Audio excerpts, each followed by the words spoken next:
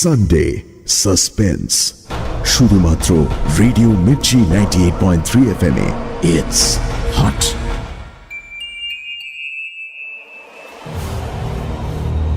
সত্যজিৎ রায়ের লেখা রোমাঞ্চকর কিছু গল্প দিয়ে সাজানো আমাদের এই বিশেষ নিবেদন সানডে সাসপেন্স। আজকের গল্প খগম। গল্পটি প্রথম প্রকাশিত হয় সন্দেশ পত্রিকায় ফাল্গুন চৈত্র 1379 বঙ্গাব্দে অর্থাৎ 1972 খ্রিস্টাব্দে।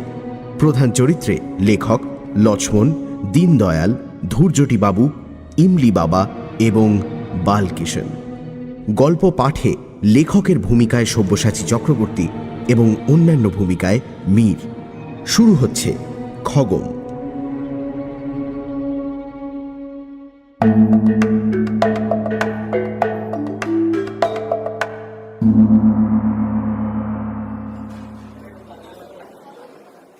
পেট্রোম্যাক্সের আলোতে বসে ডিনার খাচ্ছি।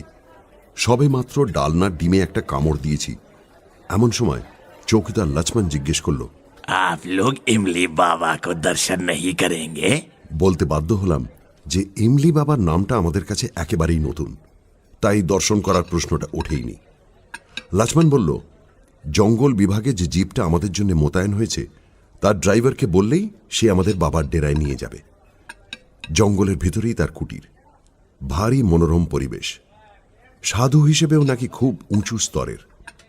ভারতবর্ষের নানান জায়গা থেকে গণ্যমান্য লোকেরা এসে তাকে দেখে যান, ইত্যাদি ইত্যাদি। এছাড়া আর যে ব্যাপারটা শুনে আরও কৌতূহল হলো সেটা হলো এই যে বাবার নাকি একটা পোষা কেউটে আছে। সেটা বাবার কুটিরের কাছেই একটা গর্তে থাকে, আর রোজ সন্ধেবেলা গর্ত থেকে বেরিয়ে বাবার কাছে এসে ছাগলের দুধ খায়। ধৈর্যটিবাবু সব শুনে টুনে মন্তব্য করলেন যে দেশটা বুজরুকিতে ছেয়ে যাচ্ছে। বিশেষ করে ভণ্ড সাধু সন্ন্যাসীর সংখ্যা দিন দিন বিপজ্জনকভাবে বেড়ে চলেছে। পশ্চিমে যতই বিজ্ঞানের প্রভাব বাড়ছে, আমাদের দেশটা নাকি ততই আবার নতুন করে কুসংস্কারের অন্ধকারের দিকে এগোচ্ছে। হোপলেস ব্যাপার মশাই, ভাবলে মাথায় রক্ত উঠে যায়। কথাটা বলে ধৈর্যটিবাবু হাত থেকে কাঁটা চামচ নামিয়ে রেখে পাশ থেকে ফ্লাই ফ্ল্যাপ বা মক্ষিকা মারণ দণ্ডটা তুলে নিয়ে টেবিলের উপর এক অব্যর্থ চাপড়ে একটা মশা মেরে ফেললেন। ভদ্রলোকের বয়স 45 থেকে 50-এর মধ্যে, বেঁটে রোগা ফর্সা চোখা চোখা চেহারা, চোখ দুটো রীতিমতো কটা। আমার সঙ্গে আলাপ এই ভরতপুরে এসে। আমি এসেছি আগ্রা হয়ে, যাব জয়পুরে মেজদার কাছে 2 হপ্তাহ ছুটি কাটাতে। এখানে এসে ডাকবাংলোয় বা ট্যুরিস্ট লজে জায়গা না পেয়ে শেষটায় অনেক কাঠখড় পুড়িয়ে শহরের বাইরে এই ফরেস্ট রেস্ট হাউসে এসে উঠেছি।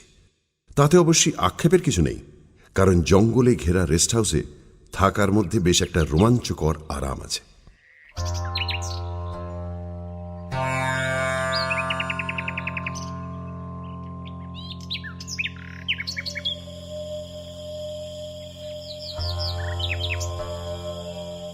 ধৈর্যটিবাবু আমার একদিন আগে এসেছেন।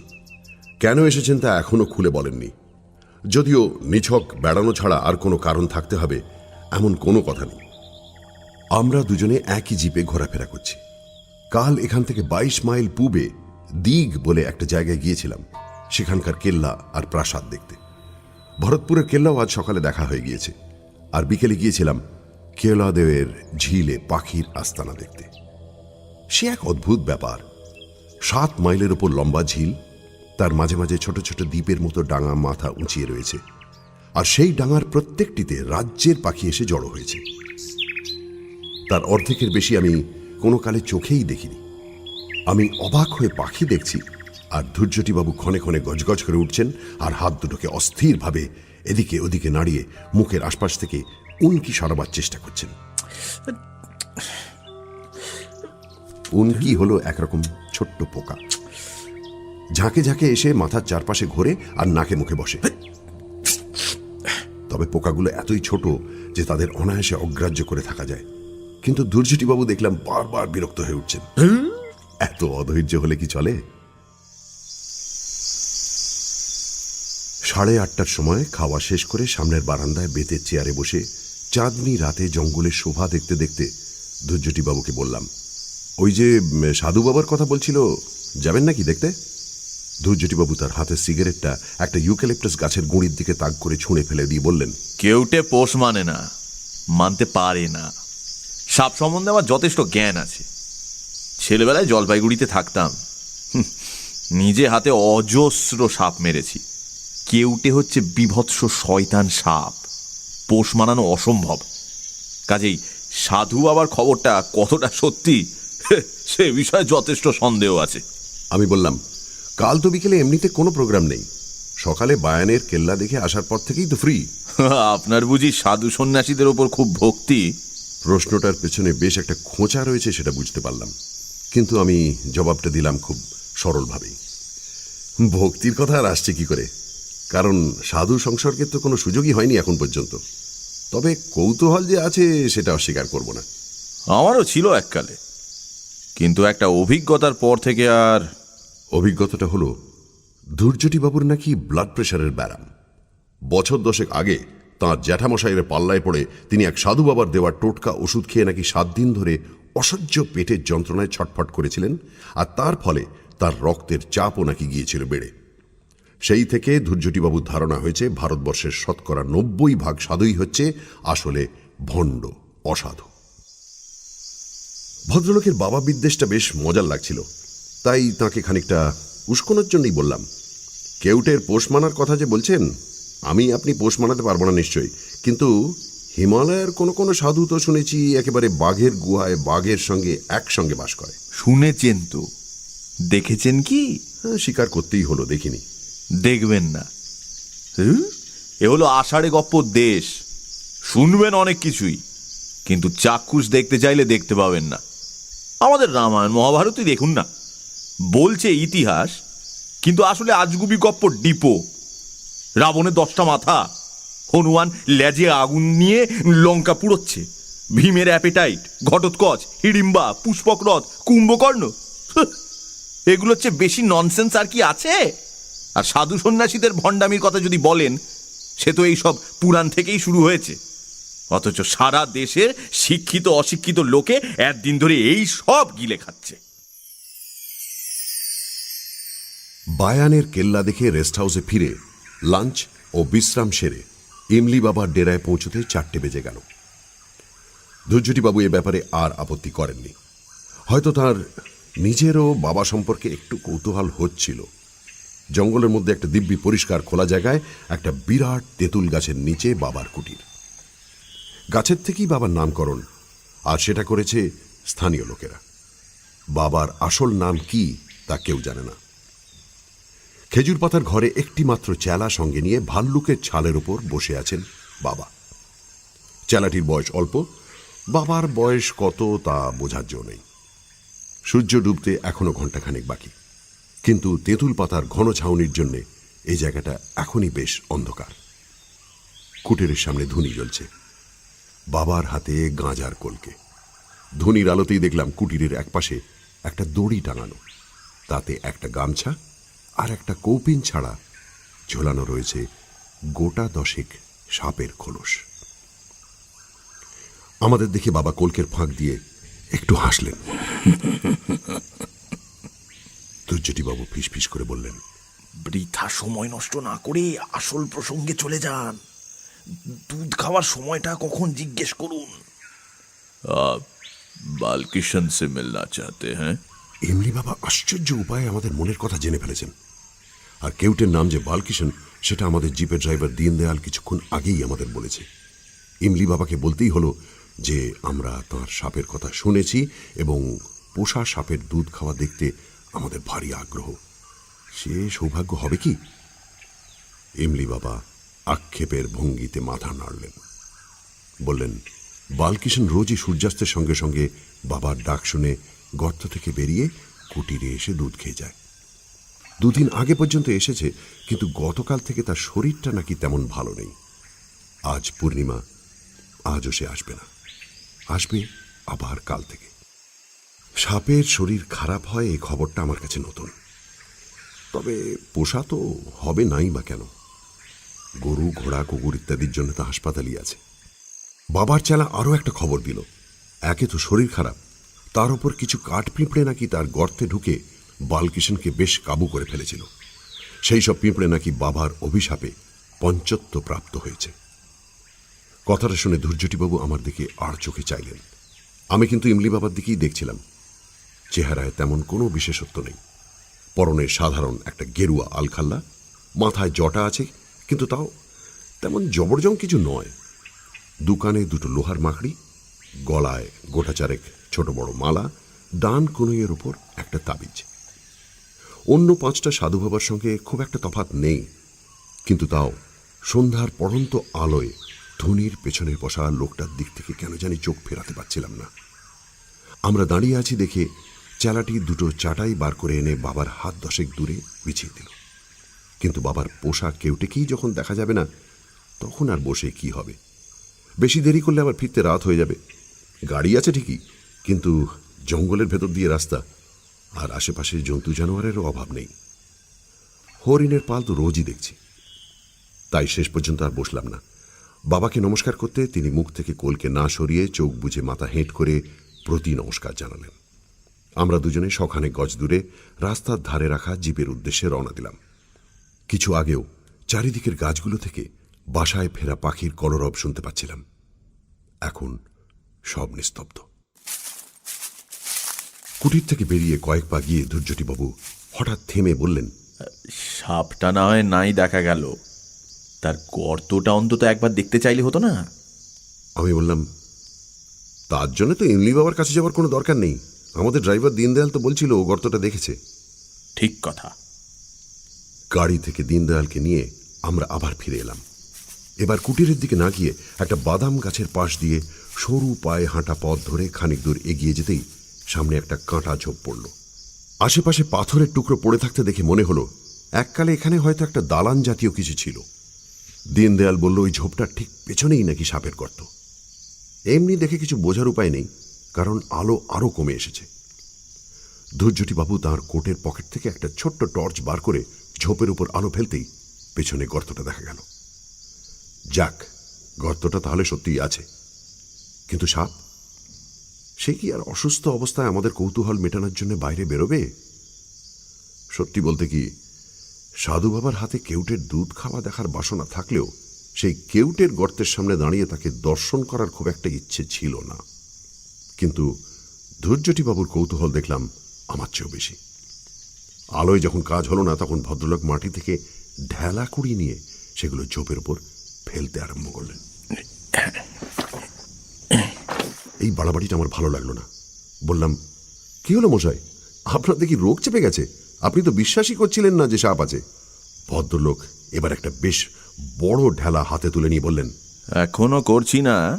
এই ঢেলাতেও যদি ফল না হয় তাহলে বুঝবো বাবাজি সম্বন্ধে এক স্রেফ গাঁজাখুরি গল্প প্রচার করা হয়েছে। লোকের ভুল বিশ্বাস যত ভাঙানো যায় ততই মঙ্গল। ঢেলাটা একটা ভারী শব্দ করে ঝোপের উপর পড়ে কাঁটা সমেত পাতাগুলোকে তছনছ করে দিল। ধৈর্যটিবাবু টর্চটা ধরে আছেন গর্তের উপর। কয়েক মুহূর্ত সব চুপ। কেবল বনের মধ্যে কোথায় যেন একটা ঝিঁঝি সবে মাত্র ডাকতে আরম্ভ করেছে। এবার তার সঙ্গে আরেকটা শব্দ যোগ হলো, একটা শুকনো সুরহীন শীষের মতো শব্দ।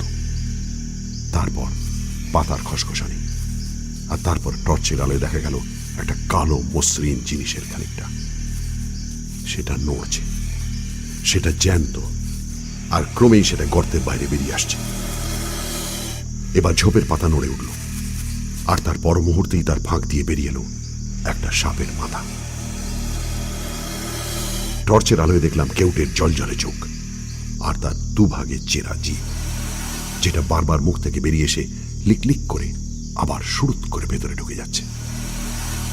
দীনদয়াল কিছুক্ষণ থেকে জিপে ফিরে যাবার জন্য তাগাদা করছিল। এবার ধরা গলায় অনুনয় সুরে বলল, छोड़ दीजिए बाबू, छोड़ दीजिए। अब तो देख लिया, अब वापस चलिए। টর্চের আলোর জন্যই বোধহয় বালকিষেন এখনো মাথাটা বার করে আমাদের দিকে চেয়ে আছে, আর মাঝে মাঝে জিভ বার করছে।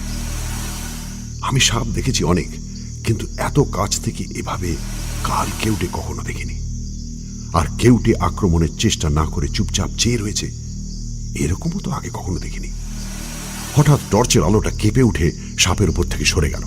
তারপর যে কাণ্ডটা ঘটল সেটার জন্য আমি একেবারেই প্রস্তুত ছিলাম না। ধূর্যটিবাবু হঠাৎ একটা পাথরের টুকরো তুলে নিয়ে চোখের নিমেষে সেটা বালকৃষ্ণের মাথার দিকে তাক করে ছুঁড়ে মারলেন। আর তারপরে পরপর আরো দুটো। একটা বিশ্রী আশঙ্কায় দিশেহারা হয়ে আমি বলে উঠলাম, আপনি এটা কি করলেন ধূর্যটিবাবু? ভদ্রলোক আমার পাশে দাঁড়িয়ে হাঁপাতে হাঁপাতে চাপা গলায় বেশ উল্লাসের সঙ্গেই বললেন, ওয়ান কেউটে লেস। হ্যাঁ? ওয়ান কেউটে লেস। দীনদয়াল হাঁ করে বিস্ফারিত চোখে ঝোপটার দিকে চেয়ে আছে। ধূর্যটিবাবুর হাত থেকে টর্চটা নিয়ে আমি এবার গর্তের উপর আলো ফেললাম। বালকিশনের অসাড় দেহের খানিকটা অংশ দেখা যাচ্ছে। ঝোপের পাতায় লেগে রয়েছে সাপের মাথা থেকে ছিটকিয়ে বেরোনো খানিকটা রক্ত। এর মধ্যে কখন যে এমলি বাবা আর তার চেলা এসে আমাদের পেছনে দাঁড়িয়েছে তা বুঝতেই পারিনি। ধূর্যটিবাবুই প্রথম পিছন ফেললেন। তারপর আমিও ঘুরে দেখি বাবা হাতে একটি জ্যোষ্ঠী নিয়ে আমাদের থেকে হাত 10 দূরে একটা বেঁটে খেজুর গাছের পাশে দাঁড়িয়ে ধূর্যটিবাবুর দিকে এক দৃষ্টি চেয়ে আছেন। বাবা যে এত লম্বা সেটা বসা অবস্থায় বুঝতে পারিনি, আর তার চোখের চাহনির বর্ণনা দেওয়ার ক্ষমতা আমার নেই। শুধু এইটুকু বলতে পারি যে বিস্ময়, ক্রোধ আর বিদ্বেষ মেশানো এমন চাহনি আমি কারো চোখে দেখিনি। বাবার ডান হাতটা এবার সামনের দিকে উঠে এলো। এখন সেটা নির্দেশ করছে ধূর্যটিবাবুর দিকে। হাতের তর্জনীটা এবার সামনের দিকে বেরিয়ে এসে নির্দেশটা আরো স্পষ্ট হলো। এই প্রথম দেখলাম বাবার আঙুলের এক একটা নখ প্রায় 2 ইঞ্চি লম্বা। কার কথা মনে পড়ছে বাবাকে দেখে? ছেলেবেলায় দেখা বিডেন স্ট্রিটে আমার মামা বাড়ির দেয়ালে টাঙানো রবি বর্মার আঁকা একটা ছবি। দুর্বাসা উনি অভিশাপ দিচ্ছেন শকুন্তলাকে। ঠিক এইভাবে হাত তোলা, চোখে ঠিক এই চাহনি। কিন্তু অভিশাপের কথা কিছু বললেন না এমলি বাবা। তাঁর গম্ভীর চাপা গলায় হিন্দিতে তিনি যা বললেন তার মানে হলো, একটা বালকিষণ গেছে তাতে কি হলো, আরেকটা আসবে। বালকিষণের মৃত্যু নেই, বালকিষণ অমর। ধূর্যটিবাবু তার ধুলো মাখা হাত রুমালে মুছে আমার দিকে ফিরে বললেন, চলুন। বাবার চেলা এসে গর্তের মুখ থেকে কেউটের মৃতদেহটা বার করে নিল, বোধহয় তার সৎকারের ব্যবস্থার জন্য। সাপের দৈর্ঘ্য দেখে আমার মুখ থেকে আপনা থেকেই একটা বিস্ময় সূচক শব্দ বেরিয়ে পড়ল। কেউটে যে এত লম্বা হতে পারে তা আমার ধারণাই ছিল না। ইমলি বাবা ধীরে ধীরে তার কুটিরের দিকে চলে গেলেন। আমরা 3 জন গিয়ে জিপে উঠলাম। রেস্ট হাউসে ফেরার পথে ধূর্যটিবাবুকে গুম হয়ে বসে থাকতে দেখে তাকে একটা কথা না বলে পারলাম না। বললাম, সাপটা যখন লোকটার পোষা আর আপনার কোনো অনিষ্ট করছিল না, তখন ওটাকে মারতে গেলেন কেন?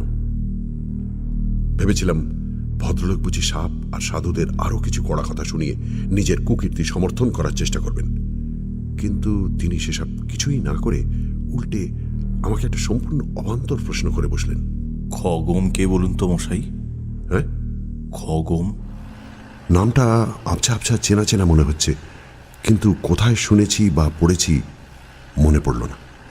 ধূর্যটিবাবু আরো বার 2 আপন মনে খগম খগম করে শেষটায় চুপ করে গেলেন।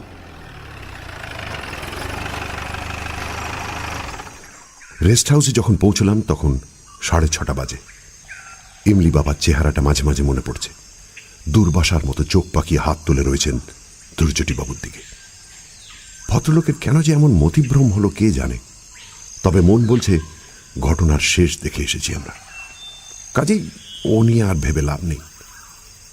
বাবা নিজেই বলেছেন বালকিষণের মৃত্যু নেই। ভরতপুরের জঙ্গলে কি আর কেউটে নেই?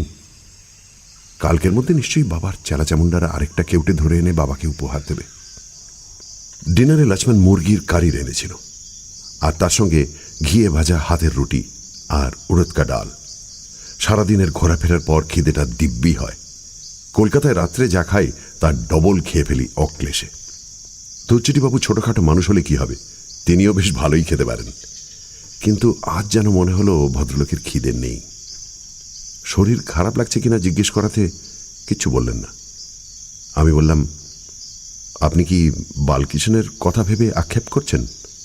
ধূর্যটিবাবু আমার কথায় মুখ খুললেন বটে, কিন্তু যা বললেন সেটাকে আমার প্রশ্নের উত্তর বলা চলে না। পেট্রোম্যাক্সের দিকে এক দৃষ্টে তাকিয়ে থেকে গলাটাকে ভীষণ সরু আর মোলায়েম করে বললেন, সাপটা ফিস ফিস করছিল, ফিস ফিস ভাবছিল। আমি হেসে বললাম, ফিস ফিস না ফোঁস ফোঁস? দুর্যোটিবাবু আলোর দিক থেকে চোখ না সরিয়ে মাথা নেড়ে বললেন, না, ফিস ফিস। সাপের ভাষা, সাপের শীষ, ফিস ফিস, ফিস ফিস। কথাটা বলে ভদ্রলোক নিজেই জিভের ফাঁক দিয়ে সাপের শীষের মতো শব্দ করলেন বেশ কয়েকবার। তারপর আবার ছড়া কাটার ভঙ্গিতে মাথা নেড়ে বললেন, সাপের ভাষা, সাপের শীষ, ফিস ফিস, ফিস ফিস। বালকিষানের বিষম বিষ, ফিস ফিস, ফিস ফিস। এটা কি ছাগলের দুধ? শেষ কথাটাও বেশি ছড়ার অংশ নয়, সেটা হলো সামনে প্লেটে রাখা পুডিংকে উদ্দেশ্য করে। লক্ষ্মণ শুধু দুধটা বুঝে, ছাগল টাগল না বুঝে বলল, बाबू दूध है और अंडे भी है। দুধ আর ডিম দিয়ে যে পুডিং হয় সেটা কে না জানে। দুর্যোটিবাবু লোকটা স্বভাবতই একটু খামখেয়ালি ও ছিটগ্রস্ত, কিন্তু ওর আজকের হাবভাবটা একটু বাড়াবাড়ি মনে হচ্ছিল। তিনি নিজেই হয়তো সেটা বুঝতে পেরে যেন জোর করে নিজেকে সামলে নিয়ে বললেন, বড় বেশি রোদে ঘোরা হয়েছে কদিন, তাই বোধহয় মাথাটা। কাল থেকে একটু সাবধান হতে হবে। আজ শীতটা বেশ জাঁকিয়ে পড়েছে, তাই খাবার পরে আর বাইরে না বসে ঘরে গিয়ে আমার সুটকেসটা গোছাতে লাগলাম। কাল সন্ধ্যের ট্রেনে ভরতপুর ছাড়ব। মাঝরাত্রিরে সবাই মাধবপুরের চেঞ্জ, ভোর 5টায় জয়পুর পৌঁছানো। অন্তত এটাই ছিল আমার প্ল্যান। কিন্তু সে প্ল্যান ভেস্তে গেল। মেজদাকে টেলিগ্রাম করে জানিয়ে দিতে হলো যে অনিবার্য কারণে যাওয়া একদিন পিছিয়ে যাচ্ছে। কেন এমন হলো সেটাই এখন বলতে চলেছি। ঘটনাগুলো যথাসম্ভব স্পষ্ট ও অবিকলভাবে বলতে চেষ্টা করব। এই ঘটনা যে সকলে বিশ্বাস করবে না সেটা জানি। প্রমাণ যাতে হতে পারত সে জিনিসটা এমলি বাবার কুটিরের 50 হাত উত্তরে হয়তো এখনো মাটিতে পড়ে আছে। সেটার কথা ভাবলেও আমার গা শিউরে ওঠে। কাজেই সেটা প্রমাণ হিসেবে হাতে করে তুলে নিয়ে আসতে পারেনি, তাতে আর আশ্চর্য কি। যাকে এখন ঘটনায় আসা যাক। সুটকেস গুছিয়ে লণ্ঠনটাকে কমিয়ে ড্রেসিং টেবিলের আড়ালে রেখে রাতের পোশাক পরে বিছানায় উঠতে যাব, এমন সময় পূব দিকের দরজায় টোকা পড়ল। এই দরজার পেছনেই দুর্যোটিবাবুর ঘর। দরজা খুলতেই ভদ্রলোক চাপা গলায় বললেন, আপনার কাছে ফ্লিট জাতীয় কিছু আছে, কিংবা ওই মশা তাড়ানোর জন্য অন্য কোনো ওষুধ? আমি বললাম, মশা এলো কোত্থেকে? আপনার ঘরের দরজা জানলায় জাল দেওয়া নেই? তা আছে, তবে তাও কি যেন কামড়াচ্ছে। সেটা টের পাচ্ছেন আপনি? হাতে মুখে দাগ হয়ে যাচ্ছে। দরজার মুখটায় অন্ধকার, তাই ভদ্রলোকের চেহারাটা ভালো করে দেখতে পাচ্ছিলাম না। বললাম, আসুন ভেতরে দেখি কি দাগ হলো। দুর্যোটিবাবু ঘরের ভেতরে এলেন। লণ্ঠনটা সামনে তুলে ধরতেই দাগগুলো দেখতে পেলাম। রোহিতন মার্কা কালশিটের মতো দাগ। এই জিনিস আগে কখনো দেখিনি, আর দেখে মোটেই ভালো লাগলো না। বললাম, বিদঘুটে ব্যারাম বাঁধিয়েছেন? অ্যালার্জি থেকে হতে পারে। কাল সকালে উঠেই ডাক্তারের খোঁজ করতে হবে। আপনি বরং ঘুমোতে চেষ্টা করুন, ও নিয়ে আর চিন্তা করবেন না। আর এটা পোকার ব্যাপার নয়, অন্য কিছু। যন্ত্রণা হচ্ছে কি? তাও ভালো, যান শুয়ে পড়ুন। ভদ্রলোক চলে গেলেন, আর আমিও বিছানায় উঠে কম্বলের তলায় ঢুকে পড়লাম। রাত্রে ঘুমোবার আগে বিছানায় শুয়ে বই পড়ার অভ্যেস। এখানে লণ্ঠনের আলোয় সেটা আর পড়া সম্ভব হচ্ছে না। আর সত্যি বলতে কি, সেটার প্রয়োজনও নেই। সারাদিনের ক্লান্তির পর বালিশে মাথা দেবার 10 মিনিটের মধ্যে ঘুম এসে যায়। কিন্তু আজ আর সেটা হলো না। একটা গাড়ির শব্দে তন্দ্রা ভেঙে গেল। সাহেবের গলা শুনতে পাচ্ছি, আর একটা অচেনা কুকুরের ডাক। টুরিস্ট এসেছে রেস্ট হাউসে। কুকুরটা ধমক খেয়ে চেঁচানো থামালো। সাহেবরাও বোধহয় ঘরে ঢুকে পড়েছে। আবার সব নিস্তব্ধ, কেবল বাইরে ঝিঝি ডাকছে। না, শুধু ঝিঝি নয়, তাছাড়াও আরেকটা শব্দ পাচ্ছি। আমার পূব দিকের প্রতিবেশী এখনো সজাগ। শুধু সজাগ নয়, সচল। তার পায়ের শব্দ পাচ্ছি, অথচ দরজার তলার ফাঁক দিয়ে কিছুক্ষণ আগেই দেখছি লণ্ঠনটা হয় নিভিয়ে দেওয়া হলো, না হয় পাশের বাথরুমে রেখে আসা হলো। অন্ধকার ঘরে ভদ্রলোক পায়চারি করছেন কেন? এই প্রথম আমার সন্দেহ হলো যে ভদ্রলোকের মাথায় হয়তো ছিটেরও একটু বেশি কিছু আছে। তার সঙ্গে আমার আলাপ মাত্র দুদিনের। তিনি নিজে যা বলেছেন তার বাইরে তার সম্বন্ধে আমি কিছুই জানি না। কিন্তু সত্যি বলতে কি, মাত্র কয়েক ঘন্টা আগে পর্যন্ত যাকে পাগলামো বলে তার কিন্তু কোনো লক্ষণ আমি দুর্যোটিবাবুর মধ্যে দেখিনি।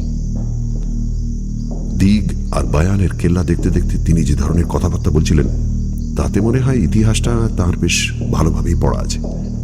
শুধু তাই নয়, আর্ট সম্বন্ধে যে তার যথেষ্ট জ্ঞান আছে সেটার প্রমাণও তিনি তার কথাবার্তায় দিয়েছেন। রাজস্থানের স্থাপত্যে হিন্দু ও মুসলমান কারিগরদের কাজের কথা তিনি রীতিমতো উৎসাহের সঙ্গে বলছিলেন। না, ভদ্রলোকের শরীরটাই বোধহয় খারাপ হয়েছে। কাল একজন ডাক্তারের খোঁজ করা অবশ্য কর্তব্য। আমার ঘড়ির রেডিয়াম ডায়ালে তখন বলছে 11:45। পূবের দরজায় আবার টোকা পড়ল। এবার বিছানা থেকে না উঠে একটা হাঁক দিলাম, কি ব্যাপার দুর্যোটিবাবু? কি বলছেন? বুঝলাম ভদ্রলোকের কথা আটকে গেছে। এ তো আচ্ছা ফ্যাসাদে পড়া গেল দেখছি।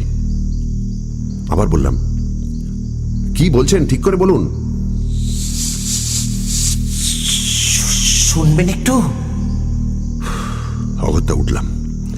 দরজা খুলতে ভদ্রলোক এমন একটা ছেলে মানুষের মতো প্রশ্ন করলেন যে আমার বেশ বিরক্তই লাগলো। আচ্ছা, সাপ কি দন্তস্ব? আমি আমার বিরক্তি লুকোবার কোনো চেষ্টা করলাম না। আপনি এইটা জানবার জন্য এত রাত্রে দরজা ধাক্কালেন? দন্তস্ব? আগে হ্যাঁ, সাপ মানে যখন সর্প, স্নেক, তখন দন্ত স।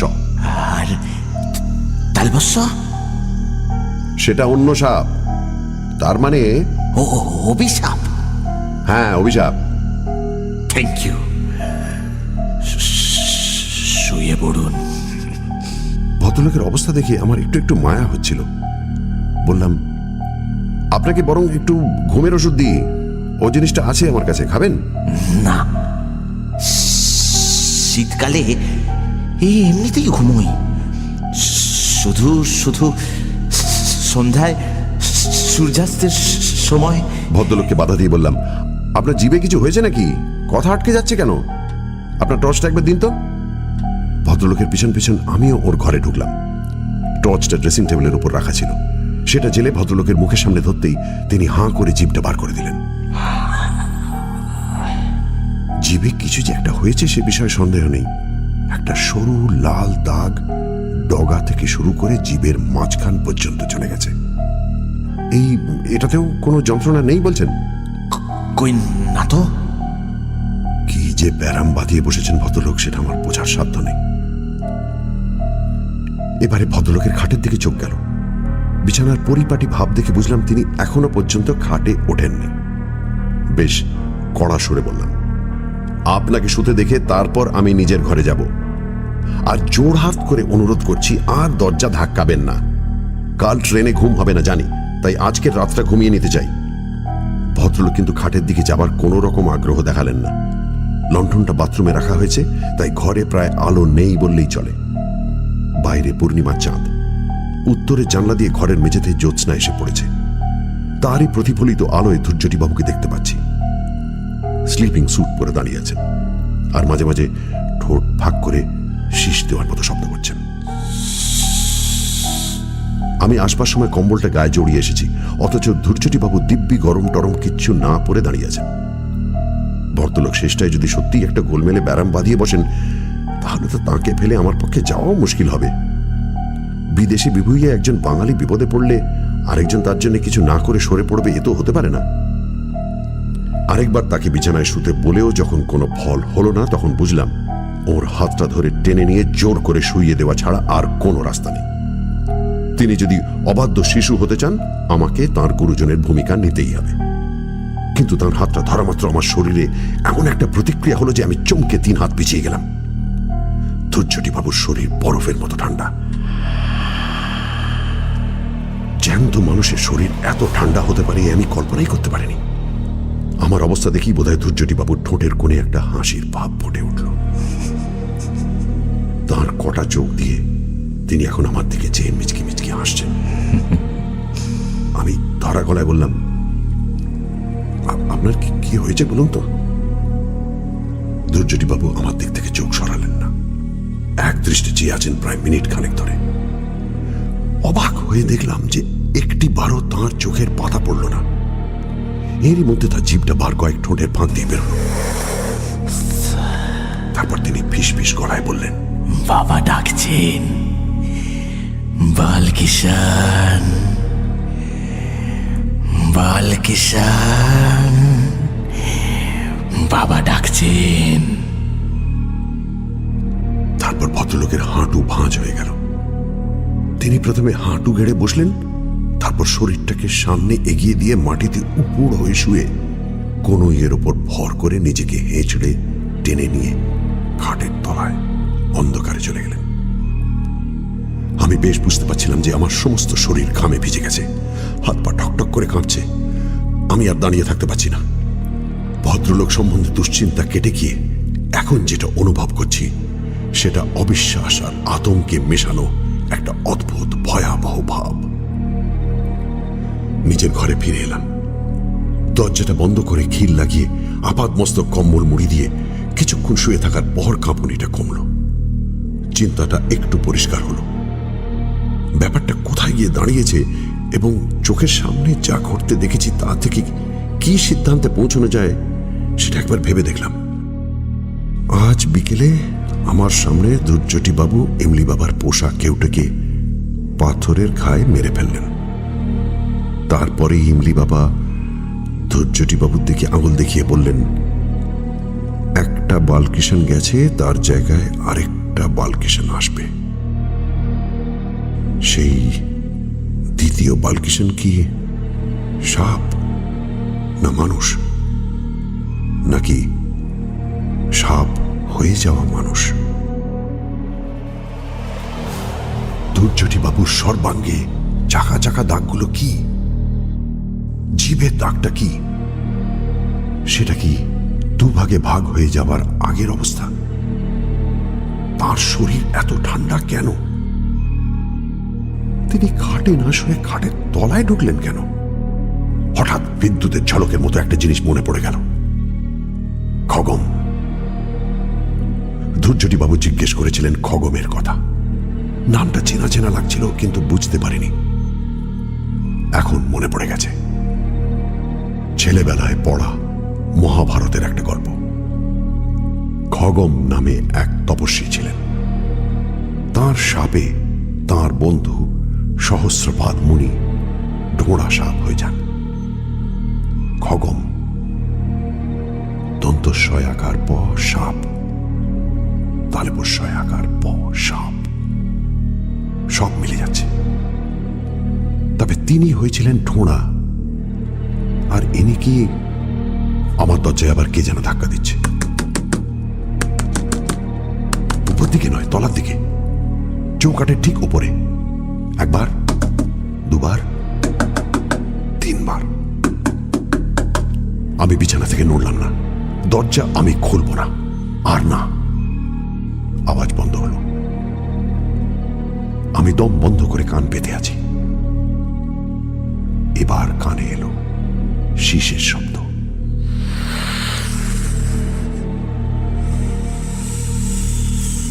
দরজার কাছ থেকে ক্রমেই সেটা দূরে সরে গেল। এবার আমার নিজের হৃদস্পন্দন ছাড়া আর কোনো শব্দ নেই। ওটা কি? একটা চিঁচি শব্দ, একটা তীক্ষ্ণ মিহি আর্তনাদ। ইঁদুর নাকি? এখানে ইঁদুর আছে। প্রথম রাত্রেই দেখেছি আমার ঘরে। পরদিন লক্ষ্মণকে বলাতে সে রান্নাঘর থেকে একটা ইঁদুর ধরা কলে জ্যান্ত ইঁদুর দেখিয়ে নিয়ে গেল। বলল, চুহা তো আছে, ছুচুন্দারও আছে। আর্তনাদ ক্রমে মিলিয়ে এসে আবার নিস্তব্ধতা। 10 মিনিট গেল। ঘড়ি দেখলাম 1:45। ঘুম যে কোথায় উধাও হয়েছে জানি না। জানলা দিয়ে বাইরে গাছপালা দেখা যাচ্ছে, চাঁদ বোধহয় ঠিক মাথার উপরে। একটা দরজা খোলার শব্দ। পাশের ঘরে দুর্যোটিবাবু বারান্দায় যাবার দরজাটা খুলেছেন। আমার ঘরের যেদিকে জানলা, বারান্দায় যাবার দরজাও সেই দিকে। দুর্যোটিবাবুর ঘরেও তাই। বারান্দা থেকে নেমে 20 হাত গেলেই গাছপালা শুরু হয়। দুর্যোটিবাবু বারান্দায় বেরিয়েছেন। কোথায় যাচ্ছেন তিনি? কি মতলব তাঁর? আমি এক দৃষ্টে জানলার দিকে চেয়ে রইলাম। শীষের শব্দ পাচ্ছি।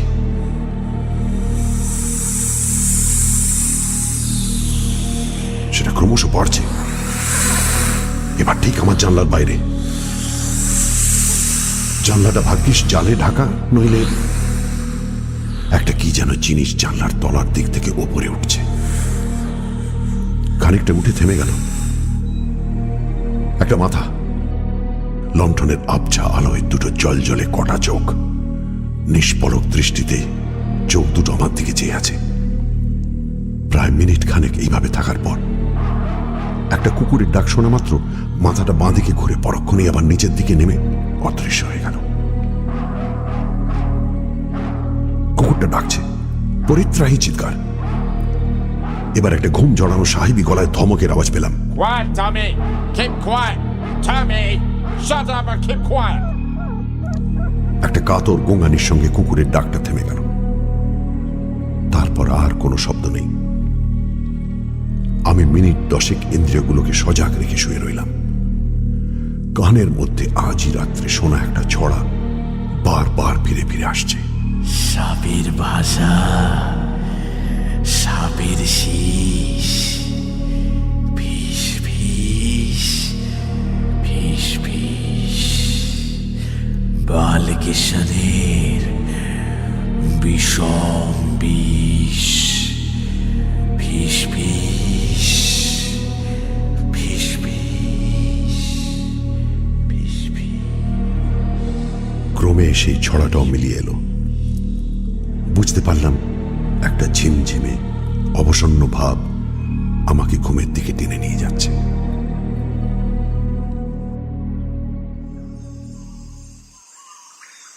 This is ridiculous! We were not... What's up? ঘুমটা ভাঙল সাহেবদের চেঁচামেচিতে। ঘড়িতে দেখি 6টা বাজতে 10। I got pull out. কিছু একটা গন্ডগোল বেঁধেছে। তাড়াতাড়ি উঠে গায়ে একটা গরম কাপড় চাপিয়ে বাইরে এসে শ্বেতাঙ্গ আগন্তুকদের সাক্ষাৎ পেলাম। 2 যুবক, আমেরিকান, ডাক নাম ব্রুস আর মাইকেল। তাদের পোষা কুকুরটা কাল রাত্রে মারা গেছে। কুকুরটাকে নিজেদের ঘরেই নিয়ে শুয়েছিল, তবে ঘরের দরজা বন্ধ করেনি।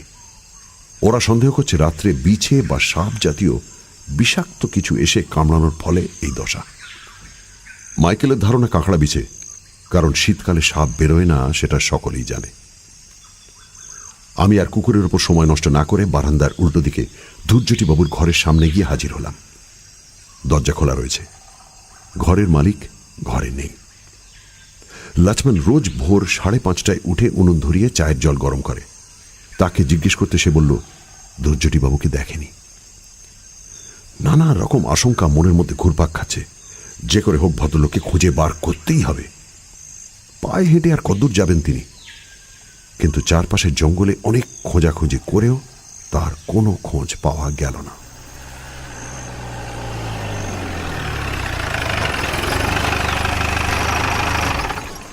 সাড়ে 10টায় জিপ এলো।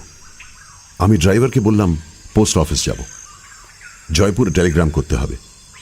দুর্যোটিবাবুর রহস্য সমাধান না করে ভরতপুর ছাড়া যাবে না। মেজদাকে টেলিগ্রাম করে ট্রেনের টিকিট একদিন পিছিয়ে রেস্ট হাউসে ফিরে এসে শুনলাম তখনও পর্যন্ত দুর্যোটিবাবুর কোনো খবর পাওয়া যায়নি। আমেরিকান দুটি তাদের মরা কুকুরটাকে কবর দিয়ে এর মধ্যেই তল্পিতল্পা গুটিয়ে উধাও। সারা দুপুর রেস্ট হাউসের আশেপাশে ঘোরাফেরা করলাম।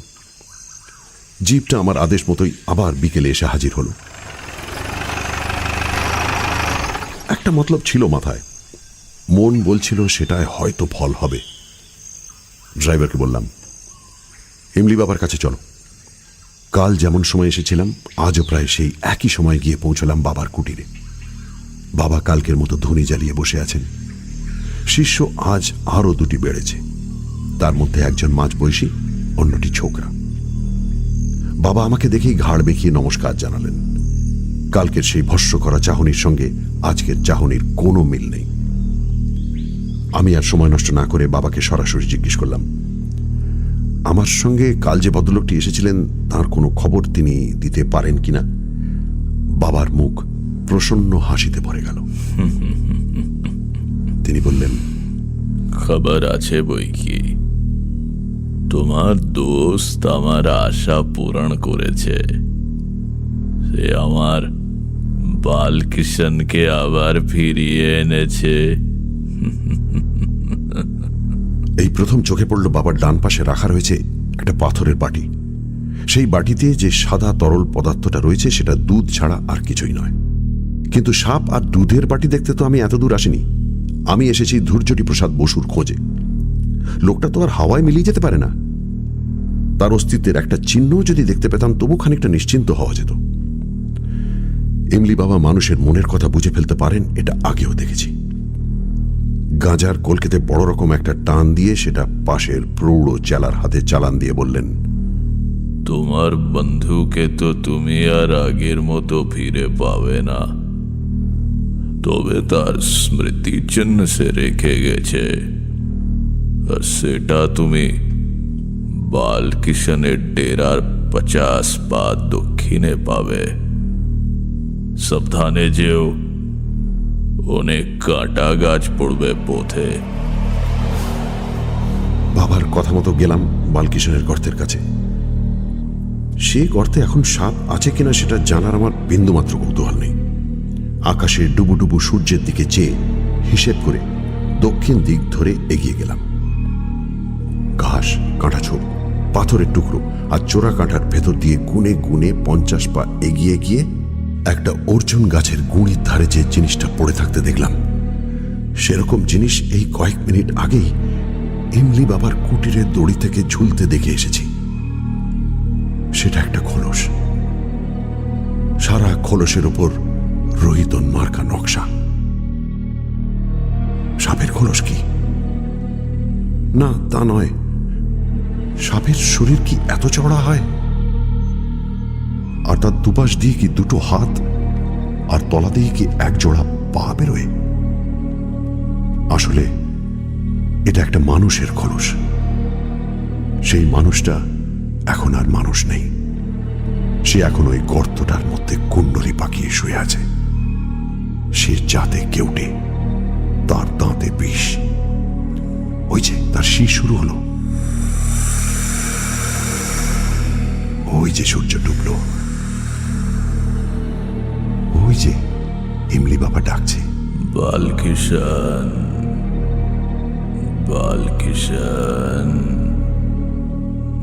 বালকিশন।